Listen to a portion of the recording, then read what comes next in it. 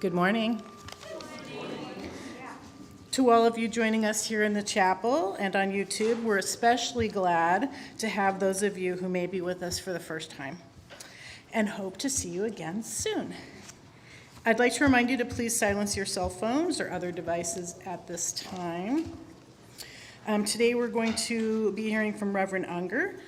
She's a UU minister, poet, and dog trainer who serves as co-moderator of the very large Facebook group, the UU Hysterical Society. She lives in Vancouver with her 2 Australian shepherds. Eastrose Fellowship sits on the occupied territory of the Clackamas Chinook people, who were forcibly displaced from this land to the Grand Ronde Reservation in 1855. We acknowledge the sacrifices endured by the ancestors of this land and that our presence here today is only possible because of the injustices committed against them. We recognize the inherent sovereignty of the Chinook Nation and Confederated Tribes of Grand Ronde, who carry on the traditions, history, and legacy held by their ancestors from time immemorial to this day. We seek meaningful relationships with these communities to foster repair. All right, let's take a moment now and greet each other here today, both in the chapel and online. Please stand and face the cameras by the clock on the back wall and wave hello to our online friends, and then turn to your neighbor and say hello.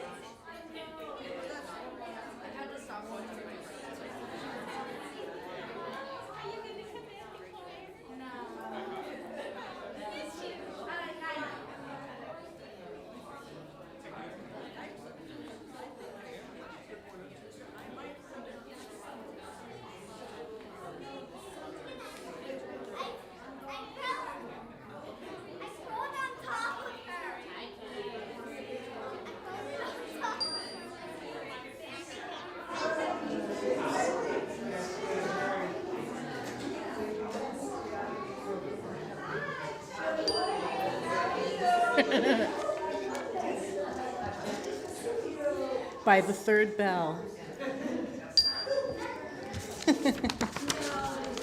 Okay, you can continue your conversation after our service today when we have coffee and later during our potluck.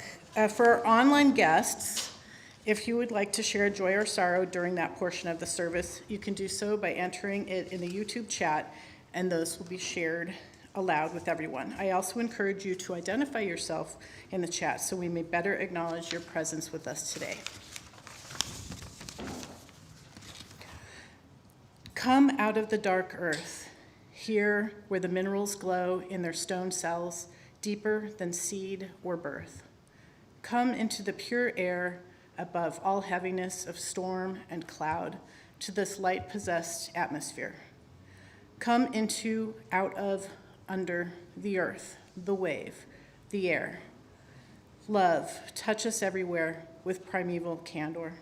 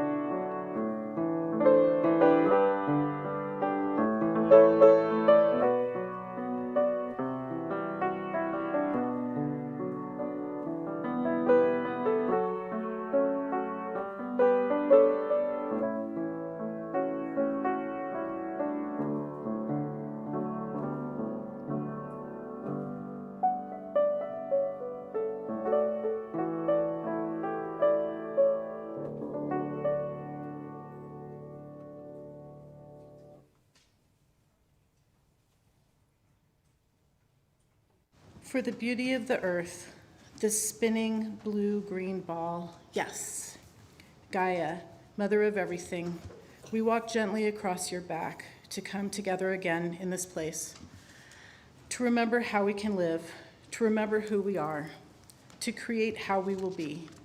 Gaia, our home, the lap in which we live. Welcome us.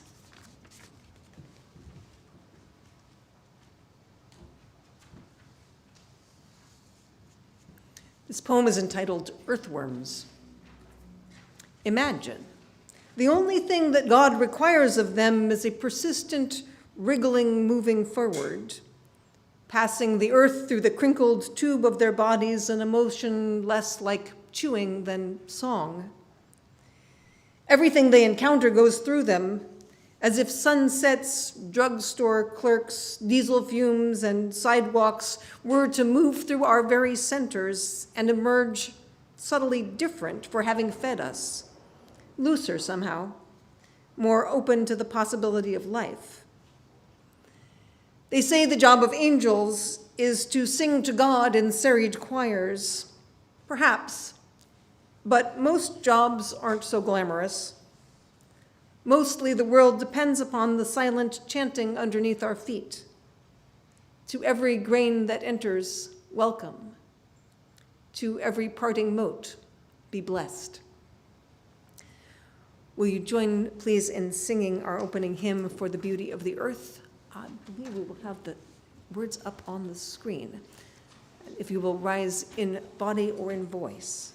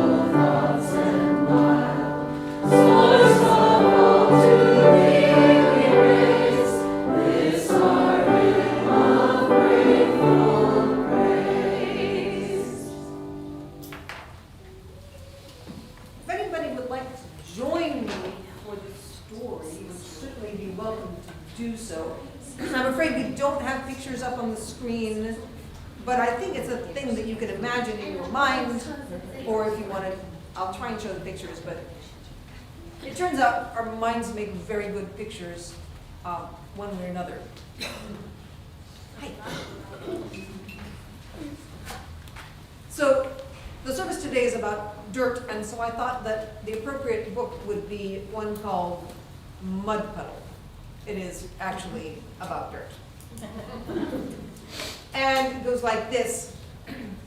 Julian's mother bought her clean new clothes. And so Julianne put on a clean new shirt, and she buttoned it up the front, and she put on clean new pants, and she buttoned them up the front because they were button pants. And she walked outside, and she sat down under the apple tree.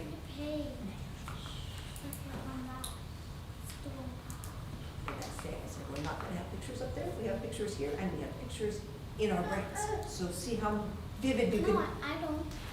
You don't have pictures there? Well, then you can kind of try hard. you can scoop right up close and see the pictures here. That'll work. All right, there we go. Unfortunately, hiding under the apple tree, there was a mud puddle. It saw Julianne sitting there, and it jumped right on her head. She got completely all over muddy. Even her ears were full of mud. Ew. Uh-huh. Well, Julianne ran inside, yelling, "Mommy, Mommy, a mud puddle jumped on me." Her mother picked her up, and she took off all her clothes and dropped her into a tub of water, and she scrubbed Julianne until she was red all over. She washed out her ears, and she washed out her eyes, and she even washed out her mouth. Yeah. Yeah. And then Julianne put on a clean new shirt and she buttoned it up the front. And she put on a clean pair of pants and she buttoned them up the front. And she looked carefully out the back door. She couldn't see a mud puddle anywhere. Up there. So she walked outside and she sat down in her sandbox. Oh. The sandbox was next to the house, and hiding up on the top of the house, on the roof, there was a mud puddle.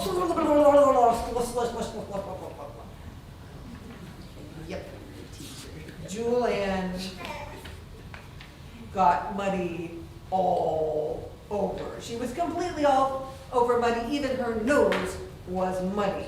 Julianne ran inside yelling, "Mommy, Mommy, a mud puddle got me, it jumped on me." And Julianne's mother picked her up and she plopped her into the tub and she scrubbed her all over until she was red everywhere. She washed out her ears and she washed out her eyes. She washed out her mouth. She even washed out her nose.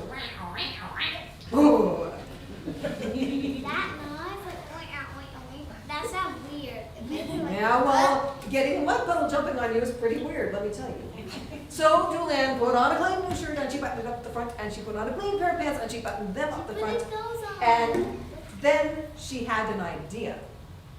She reached way back in the back of her closet and got out a big yellow raincoat. Ha! She put it on and she walked outside. There was no mud puddle anywhere. So she yelled, "Hey, mud puddle!" Nothing. So she yelled even louder, "Hey, mud puddle!"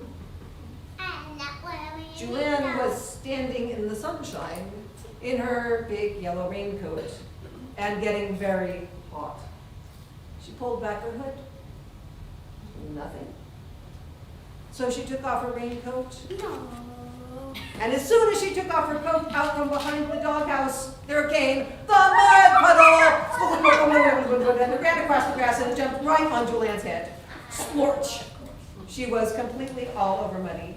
Julianne ran inside yelling, "Mommy, Mommy, a mud puddle jumped on me!" Her mother picked her up, took off all her clothes, plopped her in the bath, scrubbed her until she was red all over. She washed out her ears. She washed out her eyes. Even the dog. She washed out her mouth. She washed out her nose.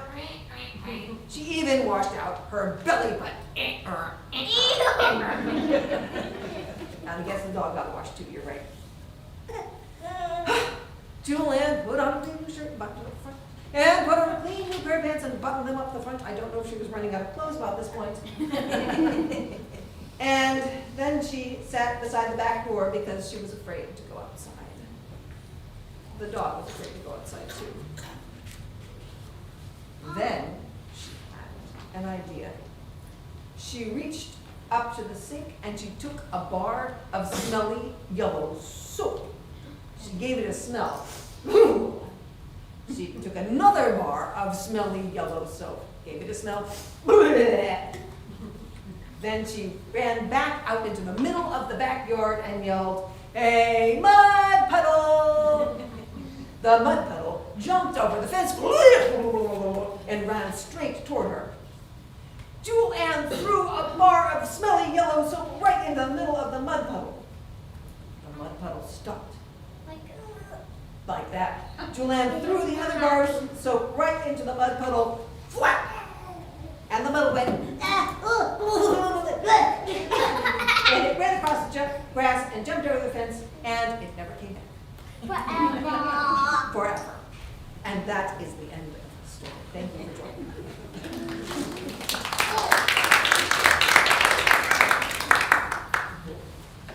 The adults go along the middle aisle, holding hands to form a bridge, and then send the children out for a statement.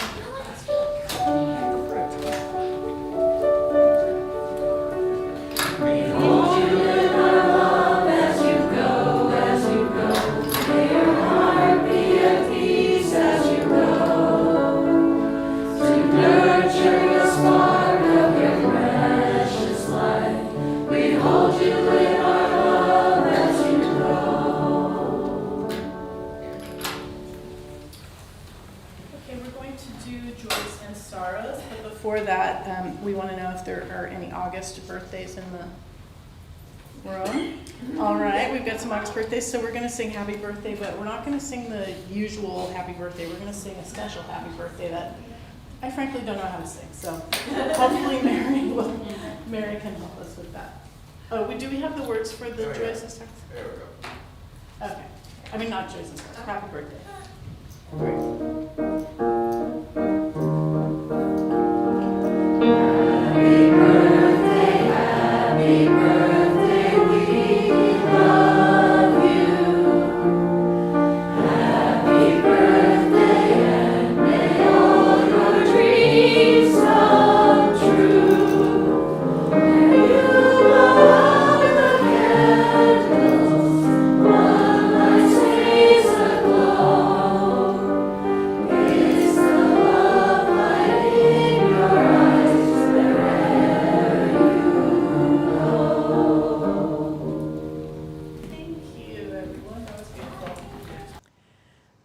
I'd like to invite you to settle into this good place, into this good company, into this moment that we share, into our shared breath.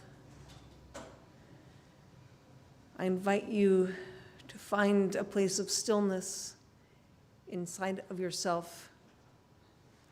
I'll bring us out of that quiet with words from Denise Levertov. But for now, the breath and the quiet.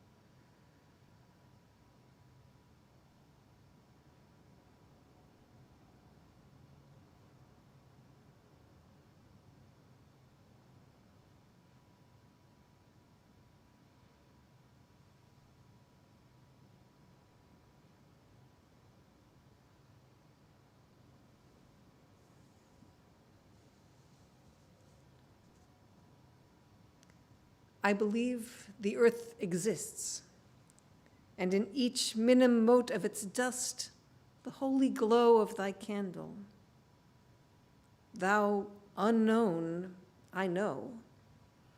Thou spirit, giver, lover of making of the wrought letter, wrought flower, iron, deed, dream.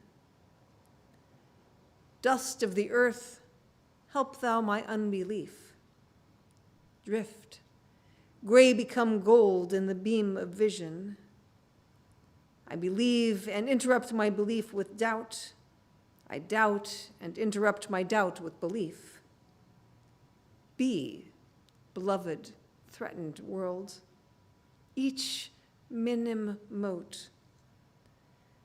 Not the poisonous luminescence forced out of its privacy, the sacred lock of its cell broken. No, the ordinary glow of common dust in ancient sunlight. Be, that I may believe. Amen. Please remain seated for our quiet song, which is the chant, the earth, the water, the fire, the air, returns, returns, returns, returns. Those are all the words.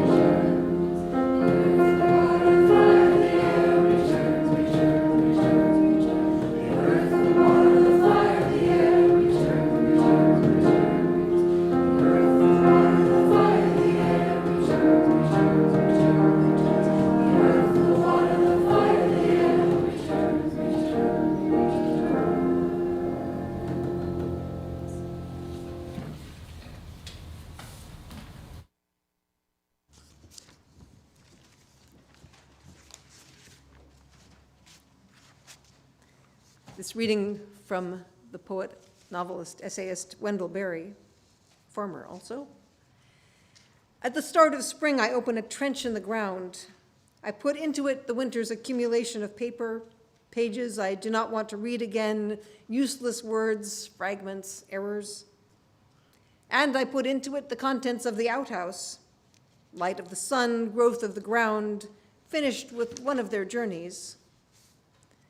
To the sky, to the wind then, and to the faithful trees, I confess my sins, that I have not been happy enough, considering my good luck, have listened to too much noise, have been inattentive to wonders, have lusted after praise. And then upon the gathered refuse of mind and body, I close the trench, folding shut against, again, the dark, the deathless earth. Beneath that seal, the old escapes into the new.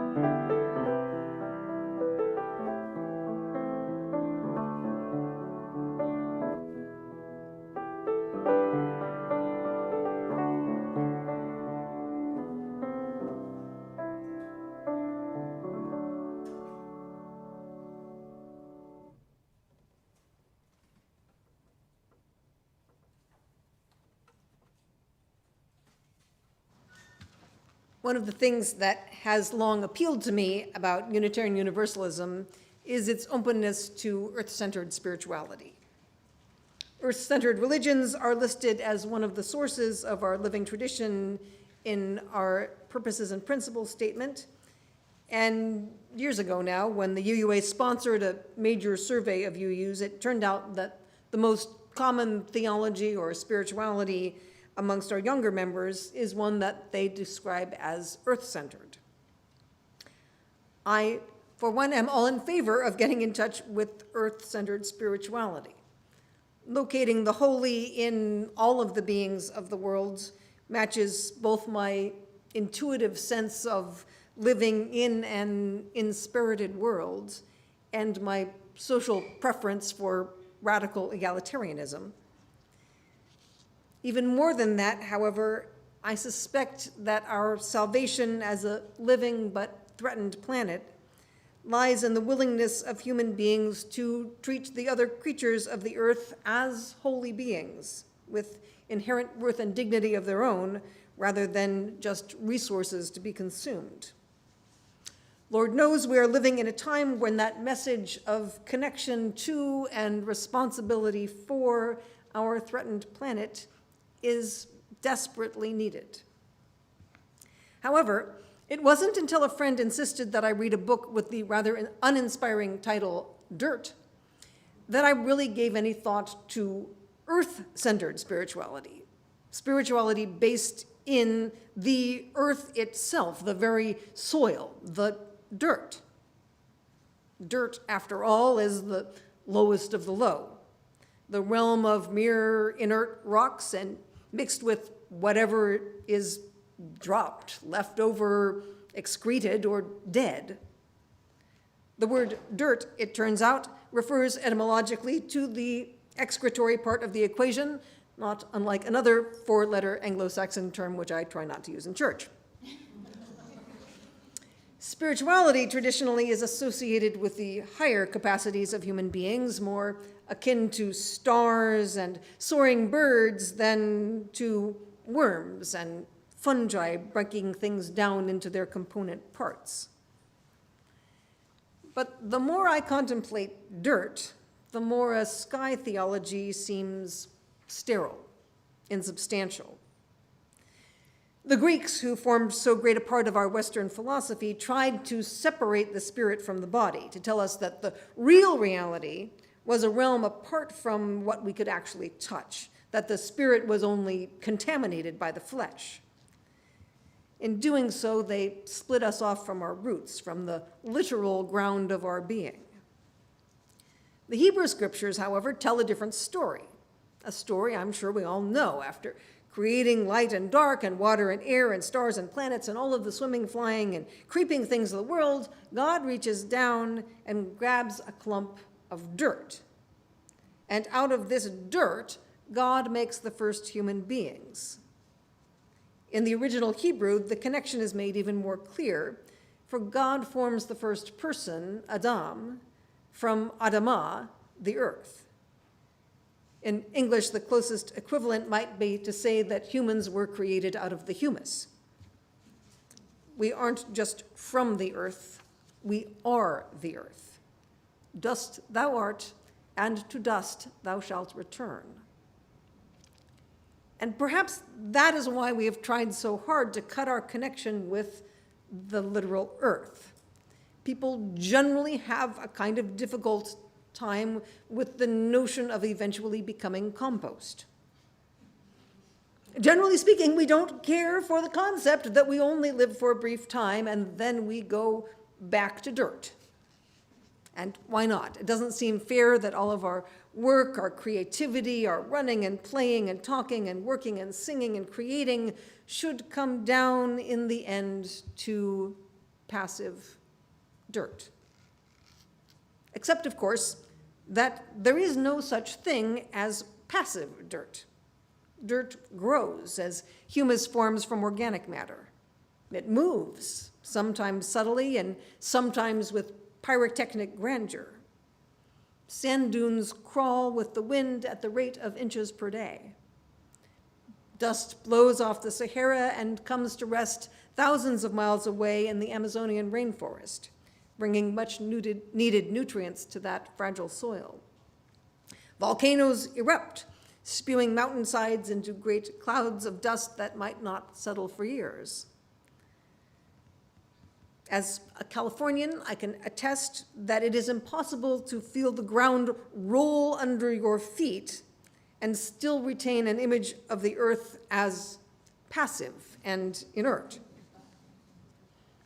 Dirt changes, not only on a grand geologic scale, but also through a constant exchange of minerals as plants grow and die and water leaches minerals out and carries new ones in. In his book, Dirt, William Bryant Logan points out, science says that an acre of soil produces 1 horsepower every day, but you could pour gasoline all over the ground forever and never see it sprout maple trees.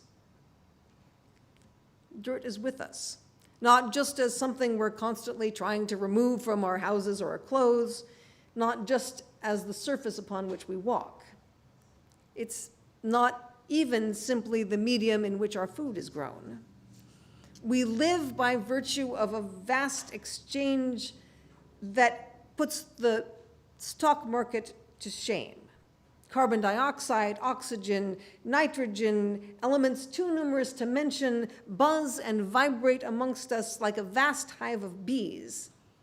And it is dirt, with its elemental partners, air and water, which fuels the whole vibrant shebang. We marvel at the feat of walking on hot coals, but the reality is that we all spend our days treading on slow fire. William Bryant Logan puts it this way. Moses, it is written, turns aside to see a wonder, a bush that burns but is not consumed. Throughout my life, I had thought this a ridiculous passage. Why would God get Moses' attention by such outlandish means? I mean, why couldn't he have just boomed, "Hey, Moses"? Now I know why. The truth, when really perceived and not simply described, is always a wonder. Moses does not see a technicolor fantasy. He sees the bush as it really is. He sees the bush as all bushes actually are. There is in biology a formula called the equation of burning. It is one of the fundamental pair of equations by which all organic life subsists. All that is living burns. This is the fundamental fact of nature. And Moses saw it with his own two eyes directly. That glimpse of the real world is not a world of isolate things, but of processes in concert. God tells Moses, "Take off your shoes, because the ground where you are standing is holy ground." He is asking Moses to experience in his own body what the burning bush experiences, a living connection between heaven and earth, the life that stretches out like taffy between our Father the Sun and our Mother the Earth. If you do not believe this, take off your shoes and stand in the grass or in the sand or in the dirt. Take off your shoes and stand in the dirt. Or at the very least, engage in an activity so dirty that your shoes filled with soil and could just as well not be there. It is, so my friends who are real gardeners tell me, the only way to understand dirt. There are hundreds of names for different types of soils, and that provides only a beginning.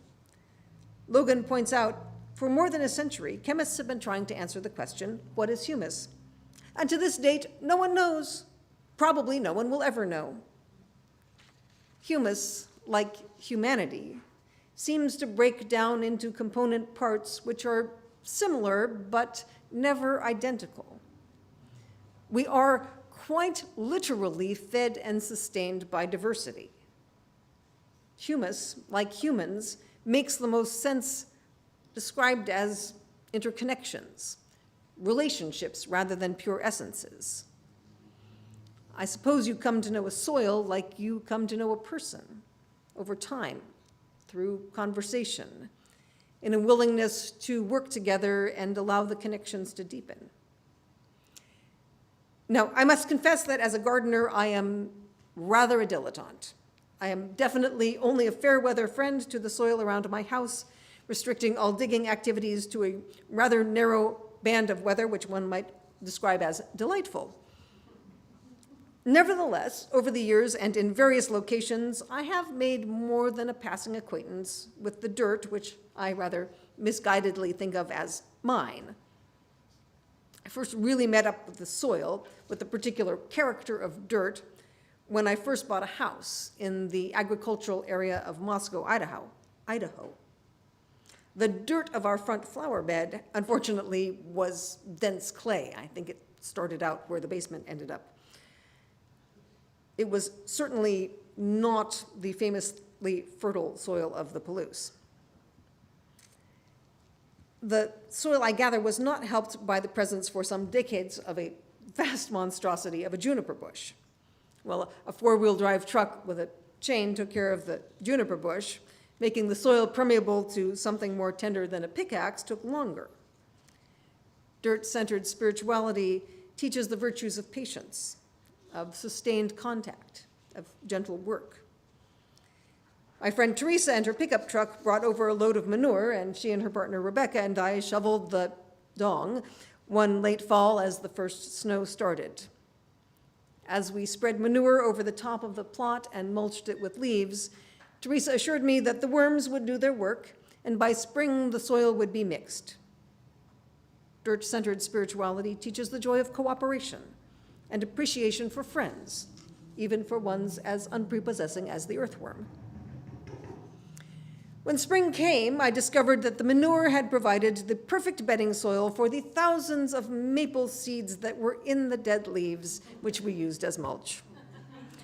Now, William Bryant Logan may be right that you can pour gasoline on the soil forever and never sprout a maple tree.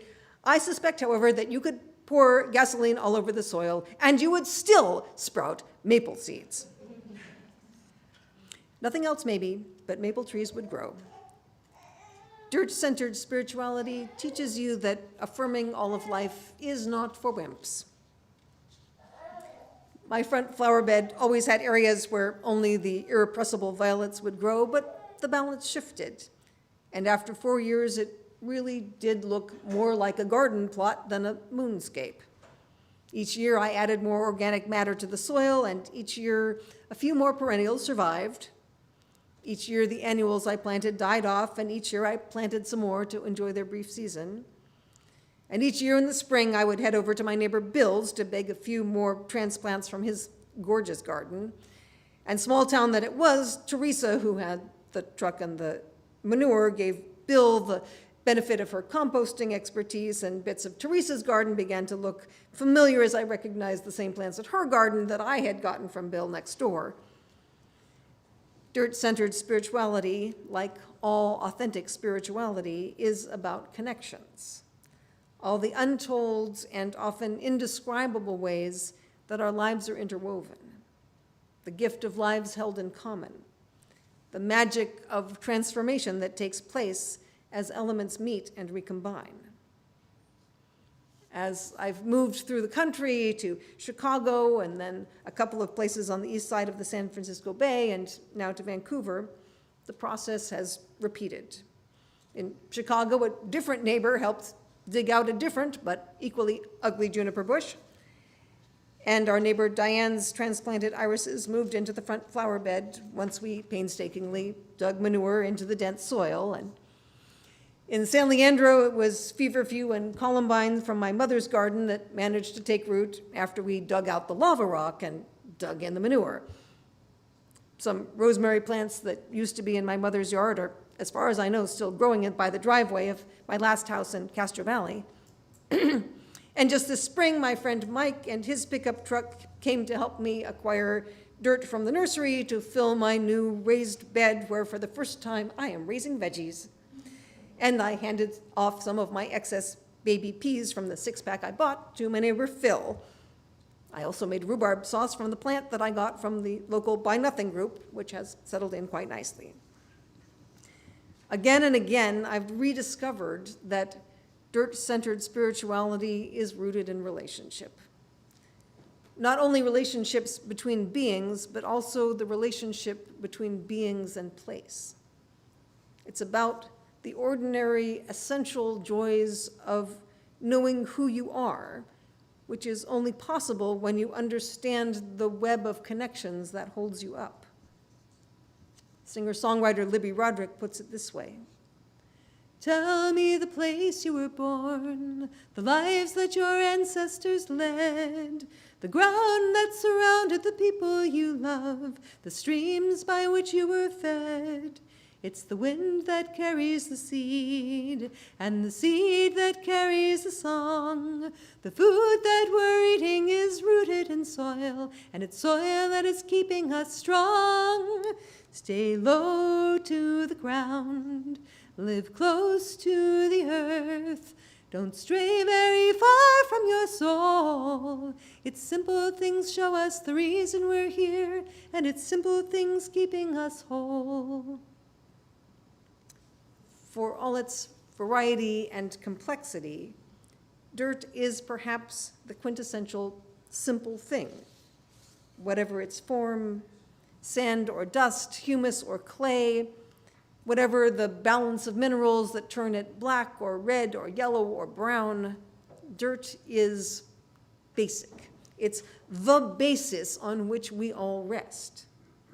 All of us, no matter how hidden the dirt around us may be by asphalt or concrete, all of us rest in the end on that thin layer that holds us from the molten rock beneath. However close or distant our lives may be to daily work with the soil, it is the source that nurtures and sustains us. In remembering the earth, we remember ourselves. We bring back all of the pieces scattered through cyberspace and recall that we are indeed rooted in soil, that we live in all the messy and transformative glory of plain dirt. Blessed be and amen. I invite you to join in singing our closing hymn, For the Earth Forever Turning, which is number 163 in your books or available on screen. Rise in body or voice.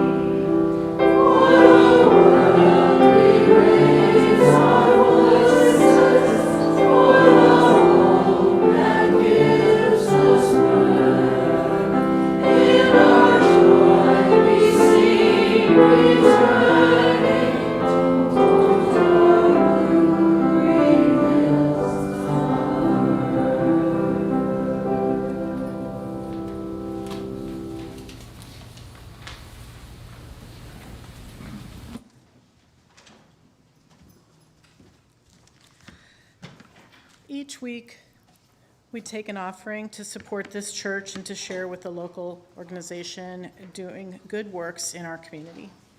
We have partnered with NAA, Native American Family Center, since October, and our partnership will run through this month. The Eastrose board has voted to choose another partner starting in September, and that will be Snowcap. NAA serves Native Americans across the metropolitan area. Their mission is to enhance the diverse strengths of our youth and families in partnership with the community through cultural identity and education.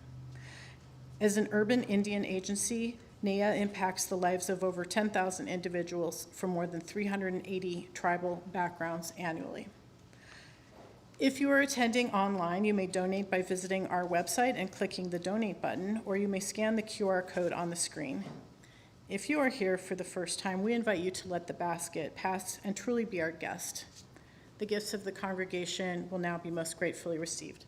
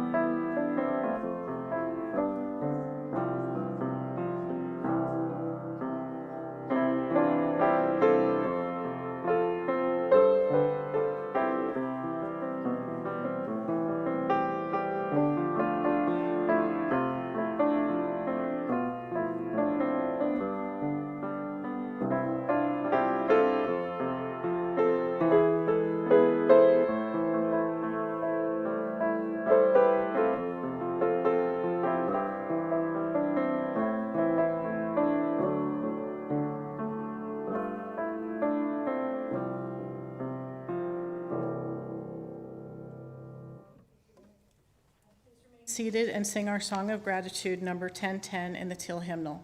We give thanks. The words will be on the screen.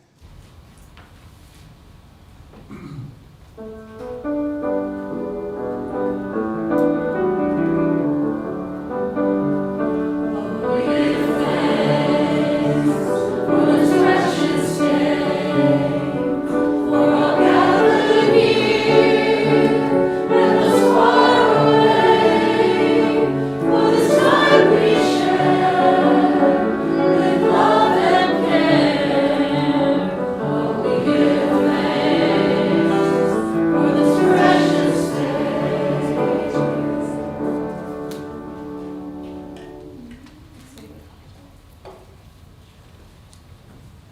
Be the always hopeful gardeners of the Spirit, who know that without darkness nothing comes to birth, as without light nothing flowers.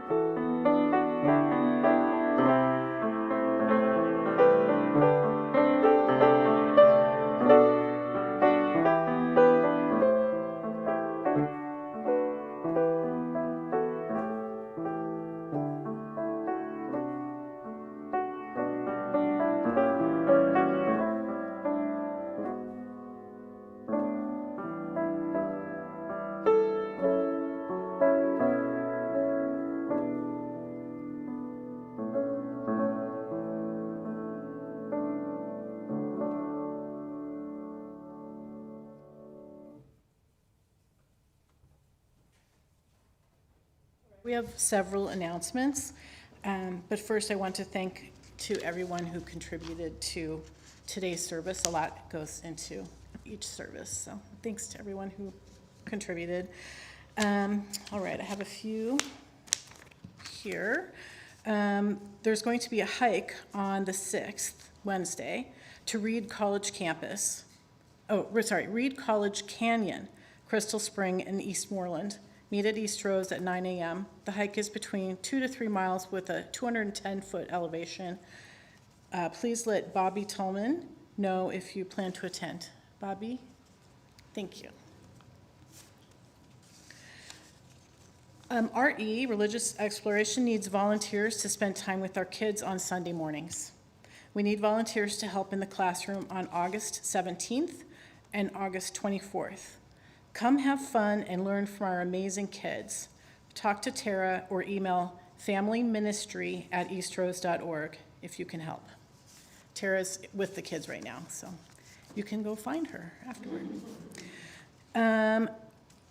From Keene, we're having a snowcap help party 3 to 5 on Friday the 8th, this Friday. All help is welcome. We need more help. At the snowcap office, okay. And then Keene also asked me to mention that we need someone to help us with a drive for snowcap because their pantries are running bare. The cupboards are bare. So, Keene.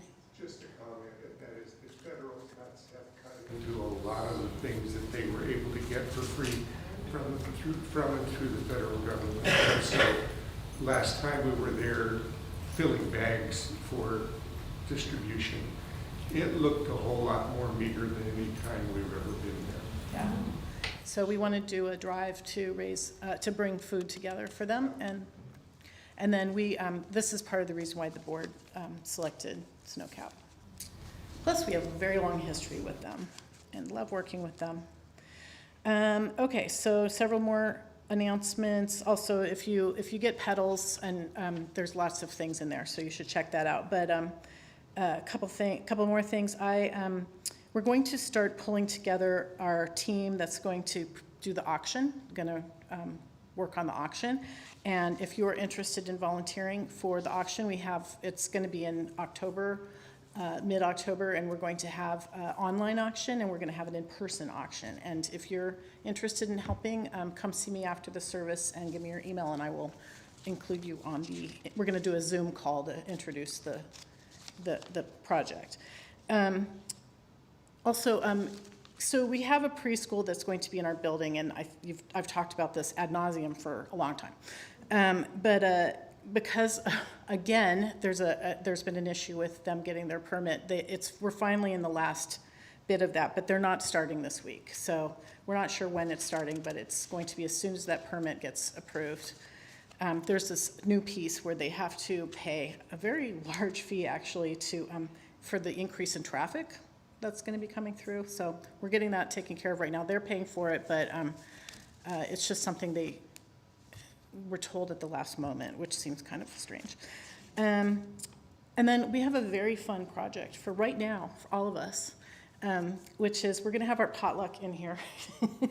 So the tables are along the side of this wall and then on the opposite side of where the food is. And so I would like everyone to help put up the tables, and I'm thinking 2 rows of 3, and then using these chairs for the tables. So we can do that after we do our benediction. I think that's it.